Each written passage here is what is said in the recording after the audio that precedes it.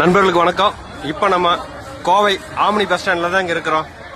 இங்க பார்த்தாச்சுன்னா கடந்த ஒரு வார காலமா நம்ம தமிழ்நாடு பேருந்துகள் கேரளா மற்றும் கர்நாடகாவுக்கு அலோட் பண்றதில்லை.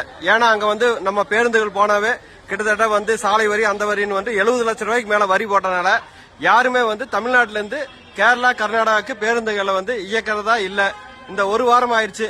இது குறித்து இந்த ஆம்னி பஸ் சங்க தலைவர், செயலாளர், பொருளாளர், அவங்க சங்க நிர்வாகிகள் பத்திரிகையாளர் சந்திச்சுட்டு இருக்காங்க.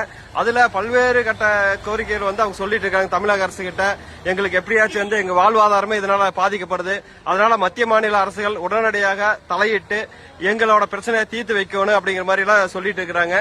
பார்க்கலாம். ஏன்னா ஐயப்ப சீசன் வேற துவங்க போகுது. இந்த சமயத்துல இது மாதிரி பிரச்சனை இருக்கனால எல்லா பக்தர்கள் எல்லாருமே பாதிக்கப்படுவாங்க, மக்கள் பாதிக்கப்படுவாங்க. டெய்லியும் பார்த்தாச்சுன்னா கோவையில இருந்து அதே மாதிரி தமிழகம் முழுவதும் இருந்து கேரளா மற்றும் கர்நாடகா மாநிலத்துக்கு டெய்லியும் போயிட்டு வர்றாங்க.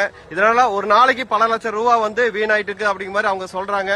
எனவே ஆனா கோர்ட்டுக்கு போக முடியாது அப்படிங்கிற மாதிரி சொல்றாங்க. ஏன்னா கோர்ட்ல போயாச்சுன்னா அது வழக்கு ரொம்ப நாளைக்கு நடக்கும். அது வரைக்குமே நம்மளால எதுவுமே எங்களால பண்ண முடியாதுங்க. அதனால உடனடியாக மாநில அரசு தலையிட்டு இதுக்கு ஒரு பிரச்சனை தீர்வு செய்யணும் அப்படிங்கிற மாதிரி சொல்லிட்டு இருக்காங்க. வாங்க அவங்க என்ன சொல்றான்னு கேட்போம்.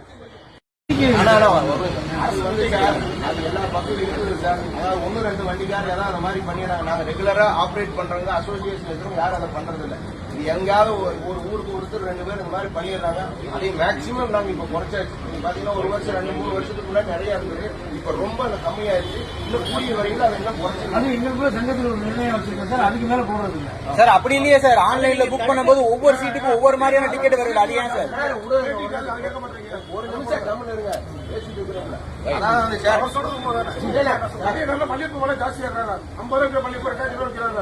பிளைட் டிக்கெட் 3000 ரூபாய் மெட்ராஸுக்கு. அதே பண்டிகை டிசி 26 ஒவ்வொருத்தரும் அதாவது அந்த தொழில